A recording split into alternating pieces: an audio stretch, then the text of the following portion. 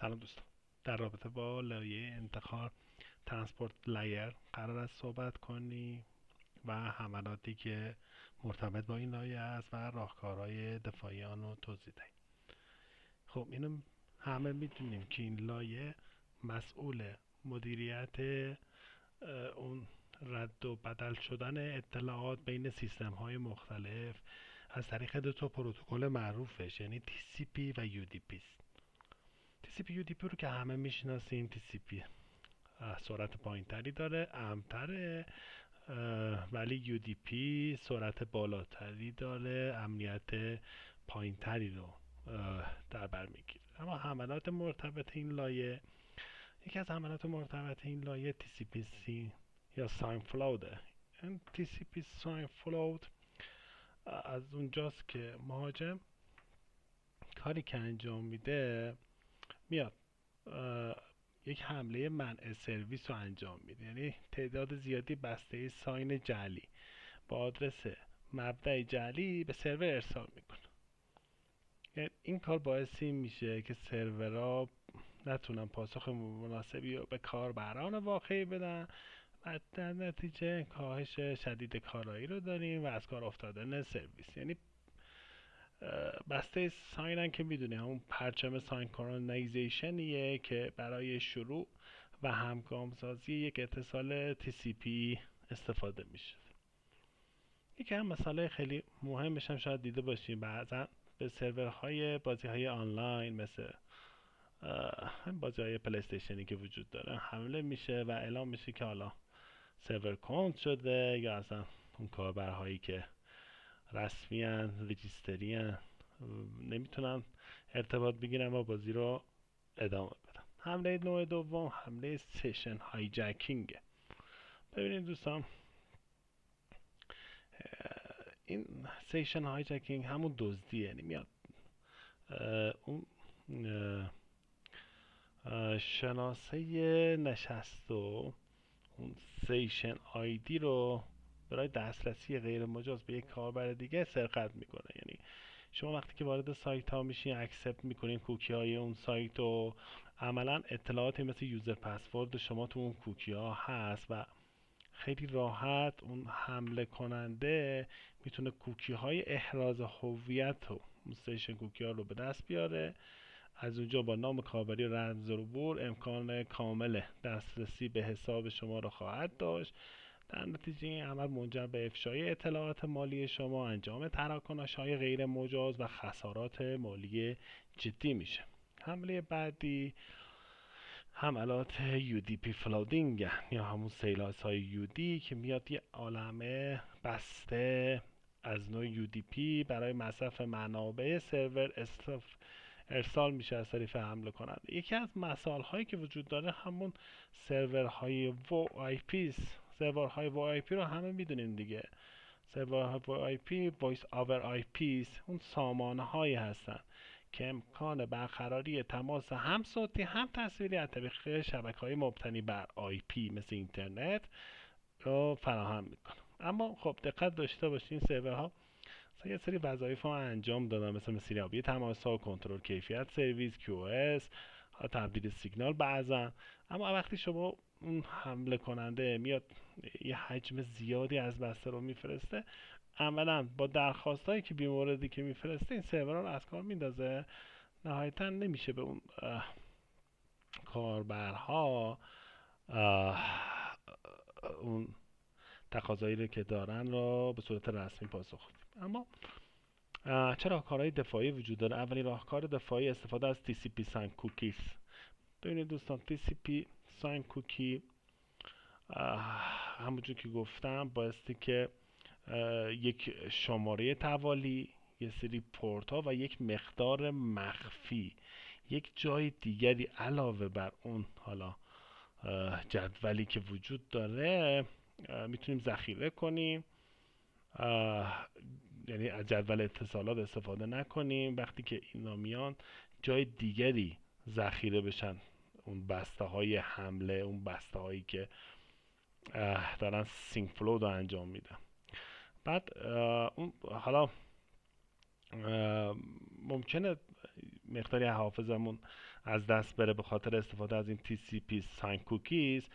اما اون ویژگی بارزی که داره باعث میشه که اگر نتونه شماره توالیار رو درست بفرسته و داده های درست ما بسته های صحیح و قانونی شناسایی نشن، راحت میشه اون بسته های غیر قانونی رو حذفش کنیم، چون جای دیگری غیری از جدول اتصالات اینها ذخیره شدن و به راحتی این اطلاعات میشه از اونجا دیلیت بشه و اتفاقی هم که میفته اینه که جدول اتصال های ما پر نمیشه، دان نمیشه و کار ادامه پیدا میکنه. اما در رابطه با رمزگذاری نشست های کاربر با TLS بایستی عرض کنم که توی ترانسپرنت لایر سیکیوریتی یک فرایندی استفاده میکنیم که ارتباط بین کاربر و سرور رو به صورت امن و رمزگذاری شده برقرار میکنیم تا از شنود و دستکاری و جعل داده ها جلوگیری بشه. یک کلید نشست متقارن خواهیم داشت که هم محرمانگی حفظ هم یک رایگی هم امنیت نشست های کاربری. یک کار دیگه میشه بکنید ریت لیمیتینگ. بچه ها ریت لیمیتینگ توی اون سرورها از سیلابی شدن UDP جلوگیری میکنه. یعنی چی؟ یعنی تعداد بسته های UDP یا اون درخواست هایی که وجود داره توی بازه زمانی مشخص، اینا مشخص شده است، یعنی از یک حدی به بعد شما نمیتونی بسته بفرستی. خب بنابراین اون حمله سیل آسا انجام نمیشه که از یه حجم زیادی بسته بیا و سرویس شما رو دان کنه. بنابراین پایداری سرویس دارین، دسترسی سرویستون به دست میاد، کیفیت خدماتتون هم حفظ میشه.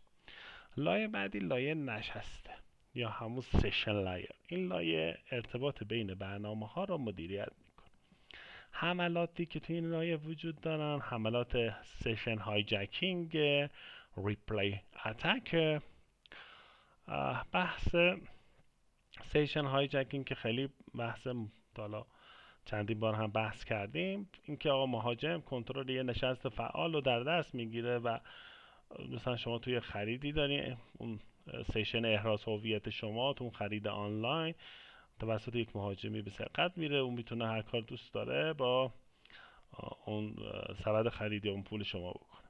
بحث ریپلی اتکه که اون ریپلی بچه اصلا این تکرار بازپخش، یعنی به صورت تکراری یه سری درخواست معتبر که قبلا استفاده شده شاید یک بار میاد ارسال میشه برای اون سرویس ها تا اون سرویس از کار بیفته، بتونن دوباره برداشت کنن اون پول رو از اون مثلا سرور بانک. راهکارهای دفاعی که وجود داره یکیش استفاده از CSRF توکن یا همون توکن های تصادفی است. دوستان CSRF توکن همون کراس سایت ریکوست فورجریه، یعنی جعل درخواست بین سایتی که تو برنامه های وب ازش استفاده میشه. اینطوریه که سرورها هنگام ایجاد یه فرم یه توکن تصادفی بهش ضمیمه میکنن که بعد از ارسال فرم توسط کاربر سرور بررسی میکنه که این توکن ارسال شده با اون توکنی که از قبل ذخیره شده مطابقت دارد یا نه. بنابراین حد زدن این توکن های تصادفی برای مهاجم خیلی سخت میتونه باشه، عملا کارمون بی اثر میشه و این مکانیزم باعث میشه تنها درخواست های واقعی اون از روابط کاربری مشروع مجاز شناخته بشن. بس راهکار بعدی، راهکار عرض کنم خدمت شما، راهکار استفاده از اعتبار سیشن ها با تایم استپ یا وان تایم توکن. دوستان تایم استپ وان تایم توکن یک سری توکن ها هستن بهشون میگن توکن های یک بار مصرف. این توکن ها یه بار استفاده میشه، بعد از اون بخوای دوباره ازش استفاده کنی اصلا ارزشی نداره. یعنی خود شما اگه تو اون بازه زمانی که بهتون میدن ازش استفاده کردی نکردی، حتی خود کاربر واقعی هم دیگه نمیتونه از اون توکنه استفاده کنه. خب بحث پرزنتیشن لایر رو داریم و حملات اون.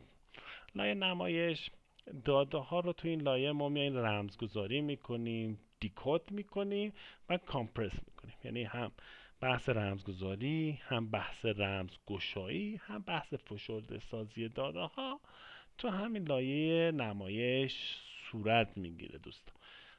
حملاتی که راجع به این لایه نمایش وجود داره، یکیش کامپرشن بام اتک، همون حملات فشرده سازی است. اینجوریه که آقا شما یه فایل فشرده ای رو میفرستی که این فایل فشرده به محض این که از کامپرس بودن بیرون میاد، کلی میلیارد کاراکتر داره که میتونه حجم واسه از سرورها رو اشغال کنه و اون سیستم رو عملا از کار بندازه. حمله بعدی حمله ویک انکریپشن اتکه که اون ضعف رمزگذاری داده های شما رو میرسونه.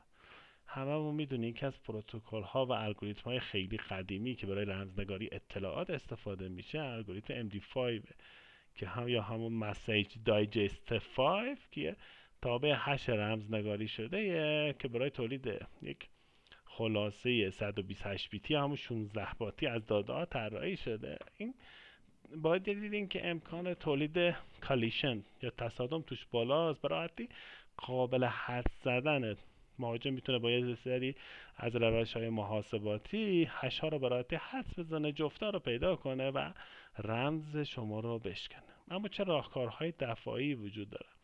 استفاده از الگوریتم رمزگذاری جدید و قوی تر، یکیش همین AES 256 AES 256 Advanced Encryption استاندارد، یه رمزنگاری متقارن 256 بیت طول کلیدشه. چرا متقارنه؟ چون هم بحث رمزگذاری و رمزگشاییشو از یک کیه یکسان استفاده میکنه، امنیتش خیلی بالاست، سرعتش بالاست، کاراییش مناسبه. جاهایی که استفاده میشه تو همین VPN ها دیسک انکریپشن یا تو پروتکل TLS پشتیبانی گسترده ازش میکنن، معروف به رمزنگاری بلاکی. یکی دیگه از اون الگوریتم های رمزگذاری قوی AERSA 4096 که این 4096 میگه آقا، یعنی مشخص میکنه کلیدها توی این رمزنگاری 44096 بیت برای رمزنگاری استفاده میکنن. RSA اسم اون کسانی که اینو درست کردن، رایوس، شمیر، عادلمند، که اسم اون بنده های خداست که این الگوریتم برای اولین بار معرفی کردن. خب خیلی بالاست امنیتش. چرا؟ چون طول کلیدش 4096 بیته که این خودش باعث میشه حتی با تکنیک های محاسباتی پیشرفته شکستن این کلید این الگوریتم تقریبا غیر ممکن باشه. رمزگذاریش غیر متقارنه، یعنی از جفت کلیدهای عمومی و خصوصی استفاده میکنه، از کلید عمومی برای رمزگذاری استفاده میکنه و از کلیدهای RSA به صورت خصوصی برای رمزگشایی استفاده میکنه. توی TLS برای امضای دیجیتال و تولد کلید بسیار کاربرد داره. و یکی دیگه از راهکارهای دفاعی که میتونید تو لایه نمایش داشته باشیم اینه که حجم فایل های فشرده شدهمون رو محدود کنیم. آقا از یه حدی به بعد سیستم نتونه اصلا این فایل رو ذخیره کنه. توی سیستم های مثل همین سامانه دانشگاهی خودتون، سامانه بوستان، شاید دیده باشید این محدود کردن حجم فایل فشرده.